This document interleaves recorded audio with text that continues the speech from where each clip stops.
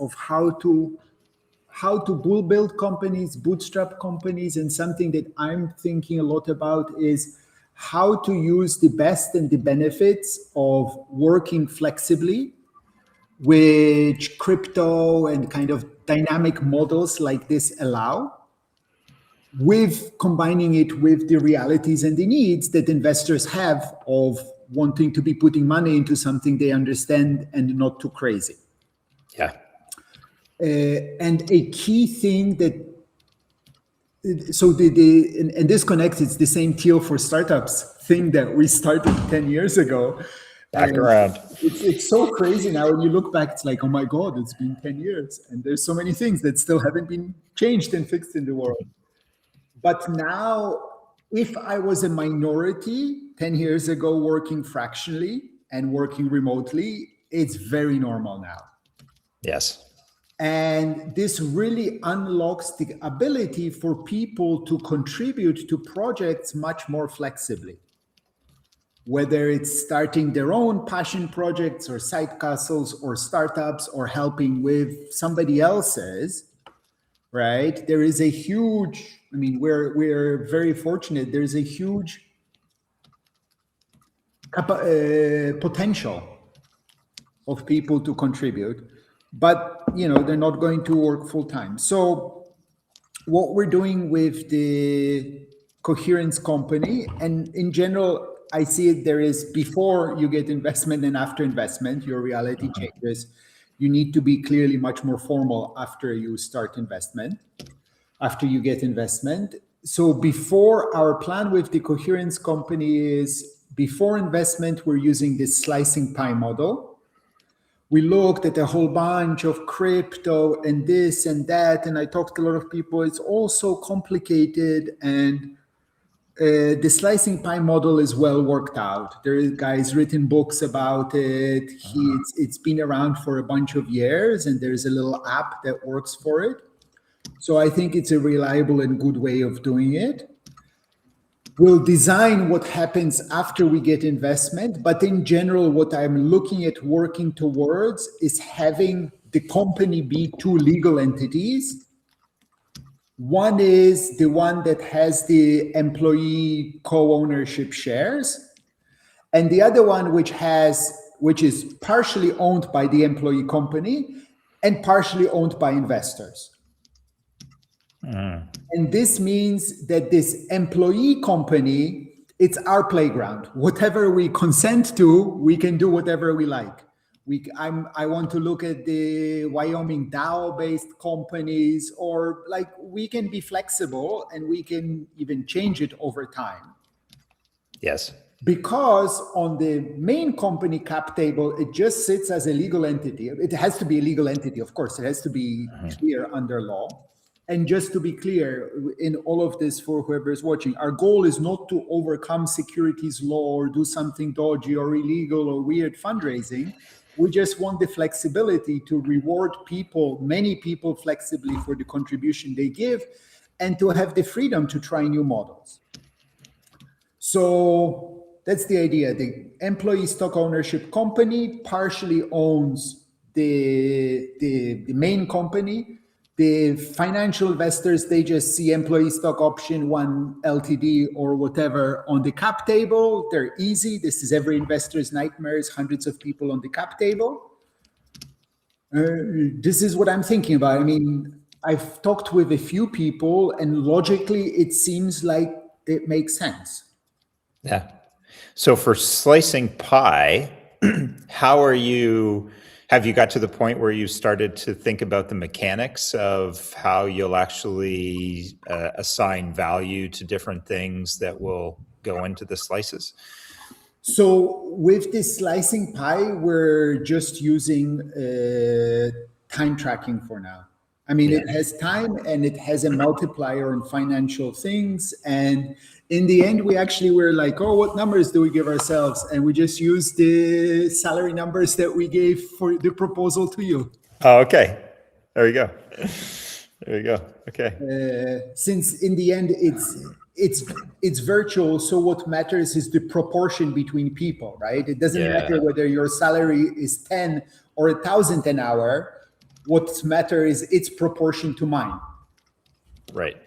I love the way that you've structured that. I actually haven't heard it described quite that way before, with the two company structure and just having all of the slicing pie, which investors would see as messy.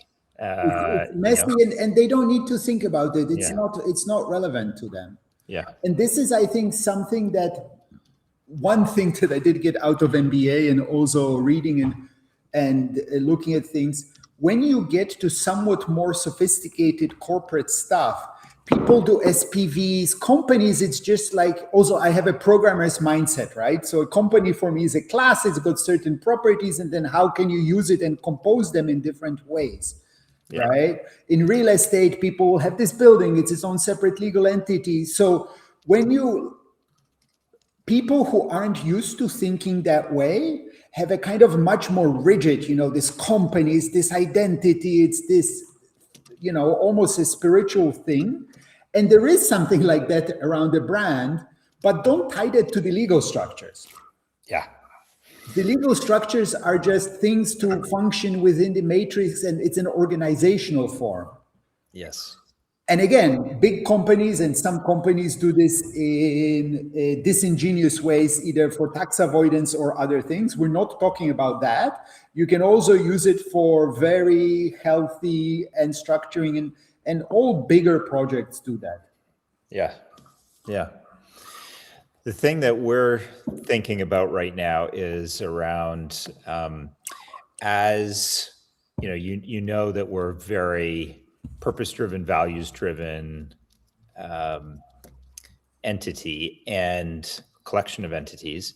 And my experience previously in helping organizations that want to work in this way, call it teal, call it lead together, call it, self-managing, whatever term you want to use, that usually there's somebody at the beginning that has strong knowledge, has spent time in this area, really strong purpose, values, grounding. And then other people come in, be it investors, be it other team members that don't have that same background, grounding, and things.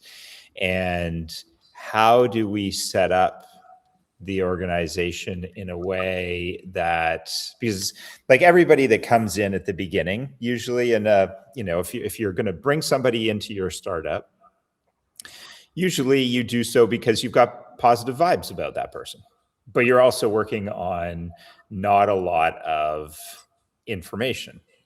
And if they were coming in as, kind of through a traditional employment thing, then it's, they're an employee, and if it doesn't work out, it doesn't work out, and you use employment tools to move on to somebody else. But if you're bringing somebody in that's going to be an equity partner, and often that's what at startups, don't have a lot of cash to provide, but I do have, some other kind of, be it equity or other long-term kind of structures you can put in place, then you're getting into relationship with somebody early that may not have the same values at the end of the day, may not share the purpose or the working, may not decide that they want to work the way that, you want to work. And so how to structure the organization so that it's healthy, it's reasonably protected, like the purpose, the true purpose and values stay protected. And at the same time, like you can become very protectionistic at the beginning, but that doesn't create a very good culture, right? And so we're trying to find that balance right now around how do we protect what is so important, because the purpose and values and principles are core to what we're doing. And at the same time, not create so many protections that it's like, oh, I don't want to be part of that. That feels too constrained, you know? Any thoughts? Yes, I have. So I have there's two key parts to the answer. One is, and as you know, I'm very big into events. And so it's not just that I like events, it also means I've spent a lot of time thinking about it now, right? And talking about it. And the key thing around, I believe, around purpose, values, culture of a company is it's not a one-time exercise, right? Anybody, I can get any group of people, even psychopaths, into a room and come up with a nice value statement. Yes. Right? Anybody can do that. It's what culture do you create? What rituals do you create? And if you look at, and hopefully I don't trigger anybody, but I think religions are a really great learning point, because for millennia, they faced that problem of we have a great leader, great spiritual leader, a set of great ideas, but then we keep on drifting from it. And it's the ritual, it's the seasonal renewing of different parts of what is important that keep it alive, right? So you really need to think about purpose and values as a living thing. It's like a flower or a plant or something. And how do you water it? What are the steps that you do to you regularly take care of it? And it doesn't have to be huge. If it's regular, that's what matters. Right? How is it baked? You know, if there is something small, can we bake it into our regular meetings or the things? And there should be like an annual a cycle of, you know, values and purpose renewal, and the new people who came in, and we discuss it. So that's one key part of it. The other part, and here's where I diverge from at least traditional religions, is rather than focusing on dogma, and purpose is better that way because it's a direction. Focus on a direction and be clear about what questions we have.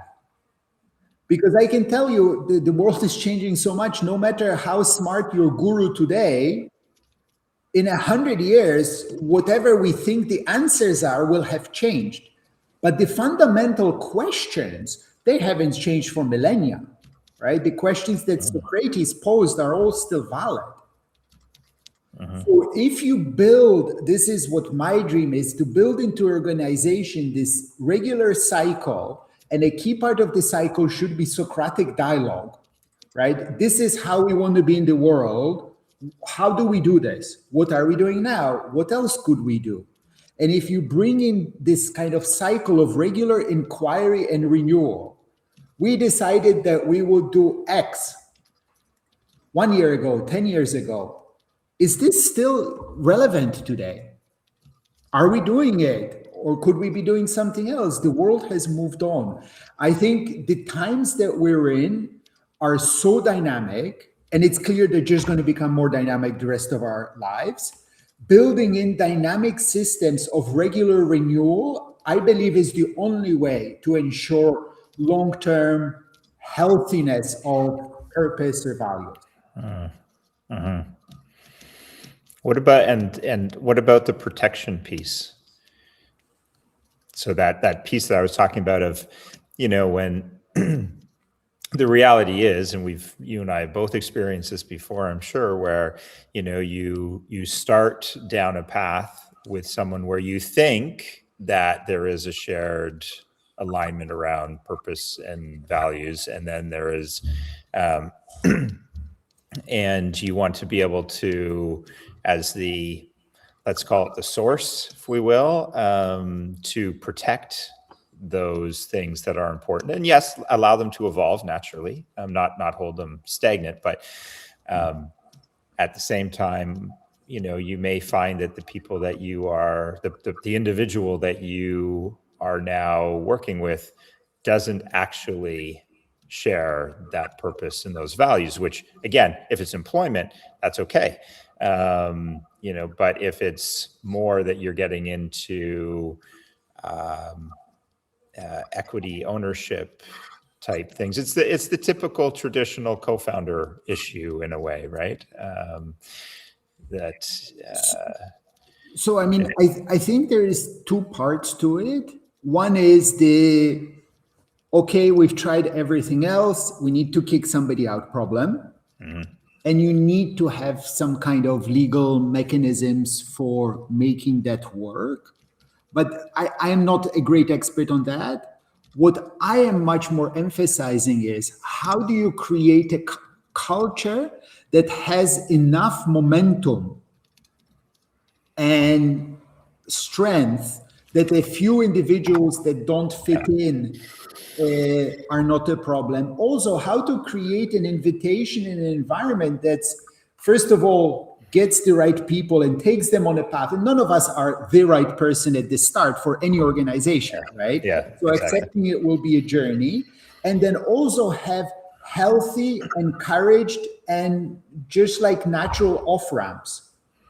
We tried, we love you, we don't think we want to work together, and some companies are good at that. We'll help you find the next job or right? So I would focus on creating a lot of strength in that. And then, I mean, the legal team can sort out the actual legals of kicking people out when you actually do need to do that, because I acknowledge that that's also necessary. Yeah. But rather than focusing on that, how do we kick people out when we need to, I would rather focus on how do we create a culture that's strong enough that attracts the right people, shape those people that come in, but also in a loving way lets people go out. And I do believe that 80-90% of the time you can do that. Yeah. Even more. What kind of rituals have you started with Coherence Company so far? Anything that you've started to help build that? We're in early days, but just the way we are doing the invitation, actually, I would say build in public. We've started our build in public videos. So we're doing weekly build in public videos. I've wanted to do that on many projects for a long time. And I think it's really great. Already I've had one person comment, oh, it's really like looking at those. How long are those videos? I mean, we haven't focused on the timing. We just started. But the contents is kind of general what we're thinking. Because sometimes there's like, oh, this is important. What we did last week, what we're doing this week, and an invitation of how you can come help and collaborate. Yeah. Okay. But are they like 30-minute videos or like? No, I mean, it should be between 5 and 15 minutes. And the way we're doing it, because it's really important that it's not an additional thing, we just record it at the end of our planning meeting. Right. So it actually, and things like this, it's important. So it's not one more thing, because nobody has time for one more thing. Yes. Instead, it's like, oh, we have our planning meeting. Like, what did I do last week? I'm recording and publishing it. It gives me, a bit more motivation to invest those 5 minutes to look at my calendar and think back. Yeah. Yeah. I love that. I love that. Very good. And I think all organizations should it, even if not publishing externally, you can still publish internally. There is value to that. Yeah. Yeah, for sure. For sure. Beautiful. Nice. Do you feel complete? I feel complete.